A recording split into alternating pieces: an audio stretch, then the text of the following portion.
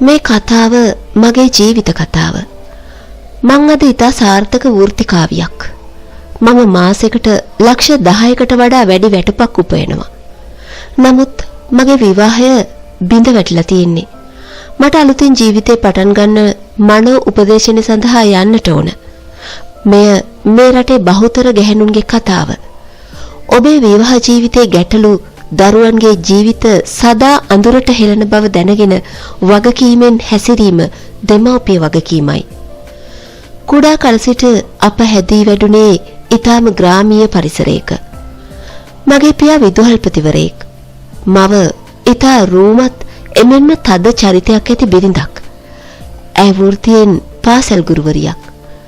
මතක ඇති කාලයක සිට අප නිවසේ පැවතියේ පුදුම අඳුරු පරිසරයක්. මගේ අක්කා සහ නංගි යන අපි තිදෙනාම මේ දෙමාපියන් දෙදෙනාගේ අරගලේ නිහඬ විඳවන්න වුණා. අප නිතර පියාට වෛර කළා. ඒට හේතුව වුණේ ඔහු විසින් අනියම් සම්බන්ධකම් පැවැත්වීමයි. සියලුම දෙනා අම්මාගේ ගුණ ගායනා කිරීමත් පියාට බැනීමත් කළා. අනේ ඉස්කෝලේ හාමිනේ ඉවසන ඉවසිල්ල වෙන ගෑණියෙක් වුණා නම් ඔය මිනිහා එළවලා වගේ වචන නිතරම අපට ඇසුණා. අම්මා දැඩි විනයවාදිනියක්. අප සියලු දෙනා හැදුවේ දැඩි නීති රීති යටතේ. ඇයට අවශ්‍ය වුණේ පොදු දුබලතාවලින් හෙබි දරුවන් නොවේ, සර්ව සම්පූර්ණ දරුවෝ. පාඩම් නොකරුවොත් හෝ ඕනම පොඩි දෙයක් අල්ලාගෙන සිය නොහොඳ නෝක්කාඩුවල පීඩනය අපට ගැසීමෙන් මුදා හැරීම අම්මාගේ සිරිතක්. අපිට මතක ඇති කාලයක ඔවුන් දෙදෙනා එකට නිදාගෙන නැහැ. අම්මා තරයේ තාත්තාව ප්‍රතික්ෂේප කරනු වතාවක් දෙකක් මට ඇසී තිබුණා. කියන්නන් වාලි තාත්තට වෛර බැඳීම සහ පිරිමි හැමෝම අපේ තාත්තා වගේ වනචරයන් විය හැකි නිසා පරිස්සම් වීමට අක්කා සහ මම කතිකා කළා. පාසල් යන කාලේවත් අපි කිසිම කොල්ලෙක් සමග සම්බන්ධකම් තබා ගත්තේ නැහැ. අපිට පිරිමින්ම අප්‍රසන්න වුණා. දරුවෝ තුන්දෙනා නිසා මම මේ ඉවසන්නේ නැත්තම් කොහේ හරි යනවා. දිනක් අම්මා ආච්චිට කීවේ හඬමින්. උඹෙත් හැටි මම දන්නවනේ රේඛා. මිනිහෙක් රඳව ගන්න නම් කටු ඉපල වගේ එල්ලෙන්න එපා. පාලිතට සමාව දුන්න නම් උදේ හවස ඕක මතක් කරන්න එපා. ආච්චි කීවේ කොණ්ඩේ බඳිමින්. අර බැල්ලි එක්ක ගියා කියලා මතක් වෙද්දි මට උන් දෙන්නවම කපන්න හිතෙනවා. අම්මා කියන සේරම වැරදි කරලා ගෙට රිංගුවාම සද්ද නැතු උන්ද කියලාද? අම්මා ආච්චි වෙතට කඩාගෙන පැන්නා. කියන දේ නාහන උඹට උගන්වන්න මට බෑ. ඕන හැටියකට හිටපන්. මුළු ගෙදරම අපායක් කරගෙන. අර පොඩි උන් තුන්දෙනා ගැනයි මට දුක. එසේ කියමින් ආච්චි නැගිට ඉවත ගියා. අම්මා සමග නොහොදවත් විටින් විට හොර සම්බන්ධකම් ගැන කතා ගියත් තාත්තාට අම්මගේ පවුලේ හැමෝම තුල වූයේ ගෞරවයක්. ඔහු අම්මාගේ පවුලේ හැමෝටම සිය යුතුයකම් ඉටු කළා. වෙන එකක් තබා අම්මගේ මල්ලි අපේ චූටි මාමට කඩයක් කිරීමට සිය ඉඩමකින් කොටසක් පවා දුන්නේ තාත්තා විසින්. කෙසේ හෝ මේ අඳුරු දුක්බර ළමාවිය හෙමින් තල්ලු වී ගියා. තාත්තා මම සාමාන්‍ය පෙළ කරන කාලේ හදිසි හෘදයාබාධයකට ලක්ව මිය ගියා.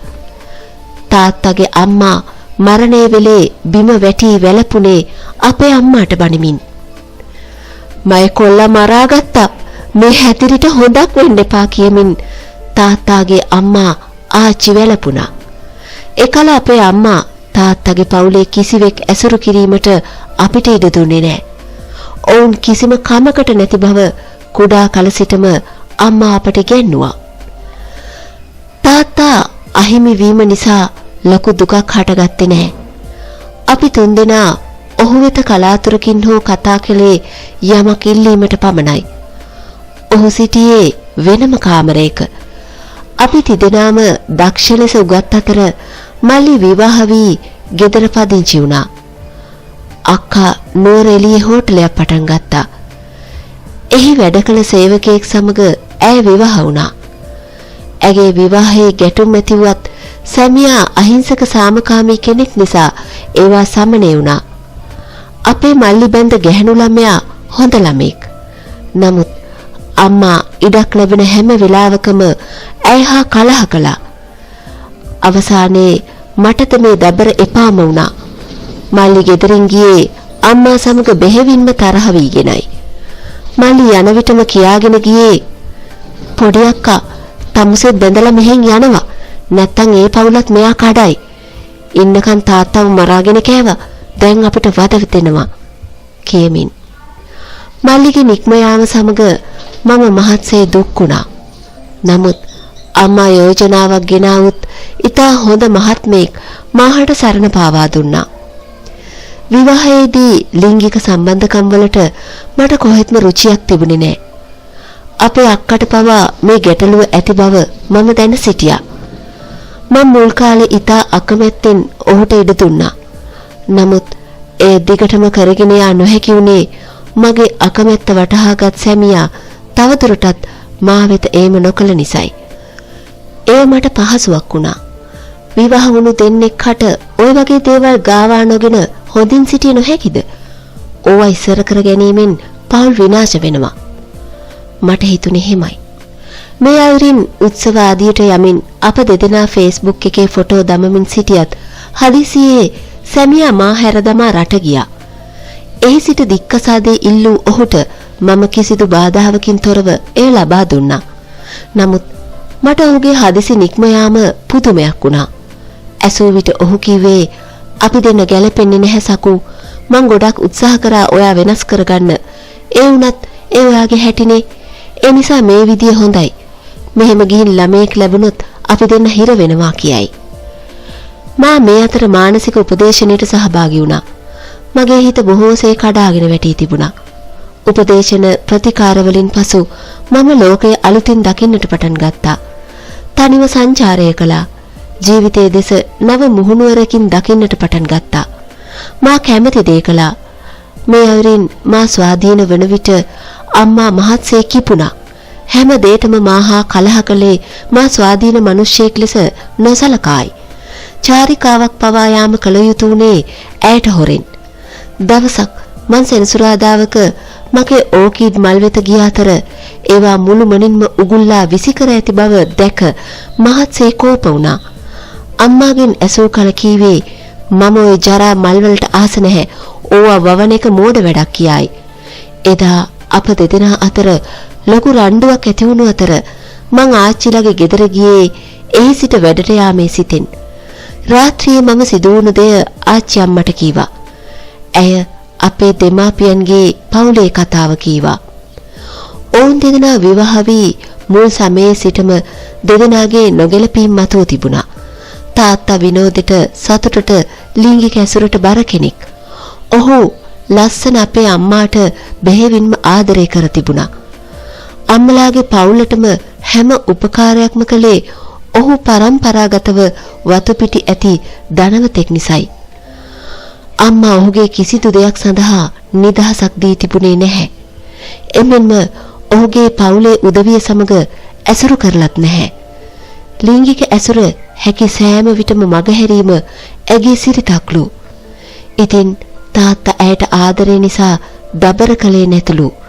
අක්කා සහ මම උපදින විටද ගැටුම් තිබුණු අතර ඔවුන් දෙදෙනා ලිංගිකව හැසිරී ඇත්තේ අතේ ඇතැඟිලි ගානටත් වඩා අඩුවෙන් බව අත්තම්ම කීවේ සංවේගයෙන්. ඉන්පසු මල්ලි එක්ක ගැබිණි වීමෙන් පසු අම්මාට තාත්තා සමග සම්බන්ධය කොහෙත්ම ඉඩක් දී නැහැ. ඉස්සර මාස දෙකකට වරක් හෝ තිබුණු සම්බන්ධතා නැත්තටම නැති වී ගොස් තිබුණා.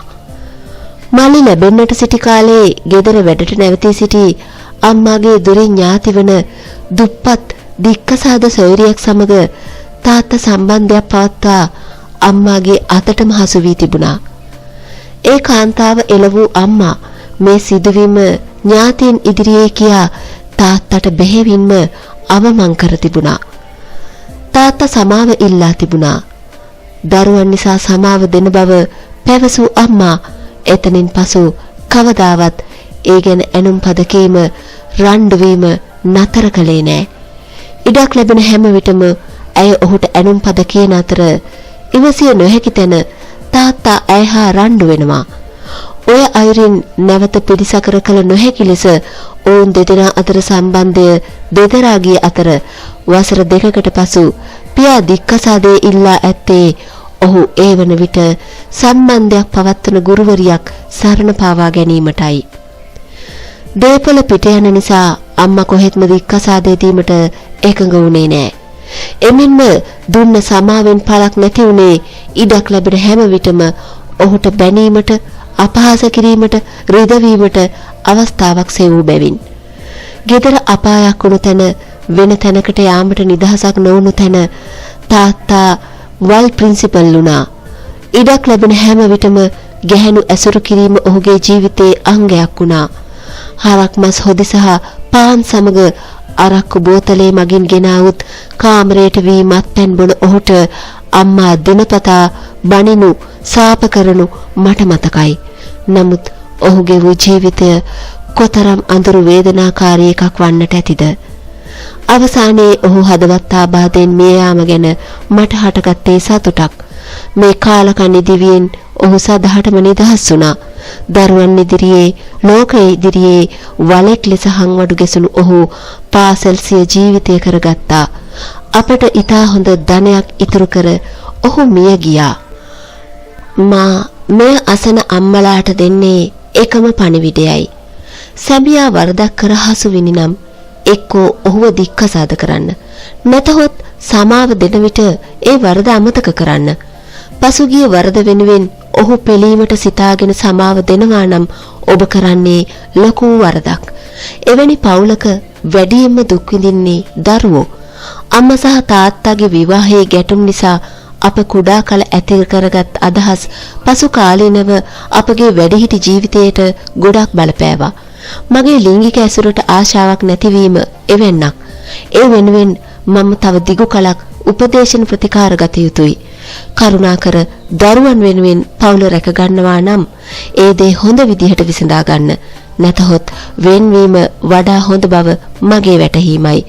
අපේ අම්මා සමාව දෙන විට වරද අමතක කළා නම් හෝ පියාට අලුත් ජීවිතයකට යන්න ඉඩ දුන්නා නම් බොහෝ දේවල් අදවන විට වෙනස් වන්නට තිබුණා.